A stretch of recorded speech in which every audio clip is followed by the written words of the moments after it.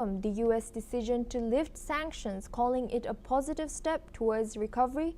The move follows the end of Bashar al-Assad's regime and opens the door for new investments. U.S. Treasury Secretary Scott Bessent stated the lifting aims to promote stability and prosperity in Syria.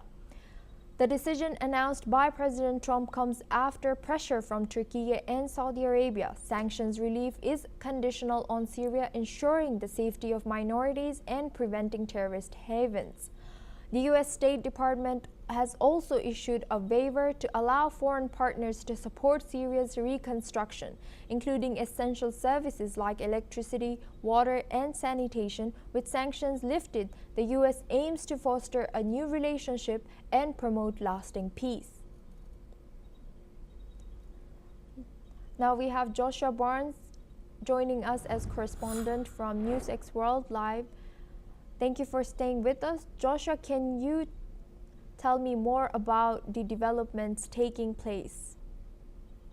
Yes, absolutely, Asuma. Before we look at these sanctions and the lifting of them, we need to get more of an understanding about the state of play in Syria. Of course, a country that has been in the grips of a civil war for over a decade. Of course, following the ousting of Bashar al-Assad, al-Shura forming a new temporary government, and it's generally been seen as a positive move following the ousting of Bashar al-Assad, who of course was a leader who was overseeing several reported atrocities, but also division within Syria. Now the new government has come in. They've said it may take 4 years for a proper election, but al-Shura is leading that government. He himself, a former member of a group which was once affiliated with Al-Qaeda, and there are fears from global leaders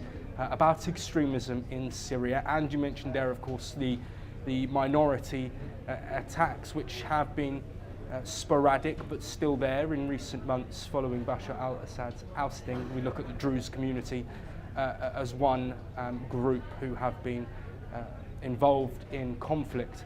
But this really is about Syria rebuilding. The country has been hit economically, has been damaged. There are hundreds of thousands of unexploded devices across the country. And the economy is in a real dire state. It will take about 80 years at the current trajectory for it to return to where it was before the civil war and the Assad regime.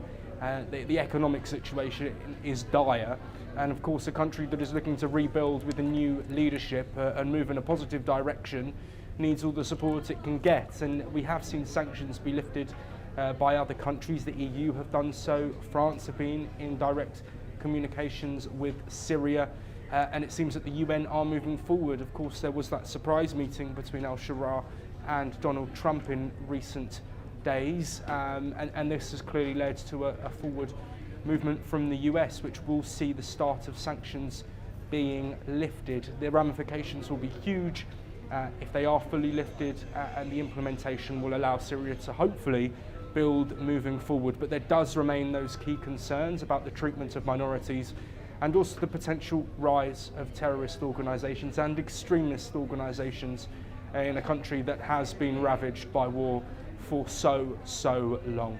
This could be a very positive move for all involved, and the new Syrian government will be hoping to turn this into a positive and move forward without sanctions from not just the US but the other countries and organisations that I mentioned. Thank you very much, Joshua Barnes.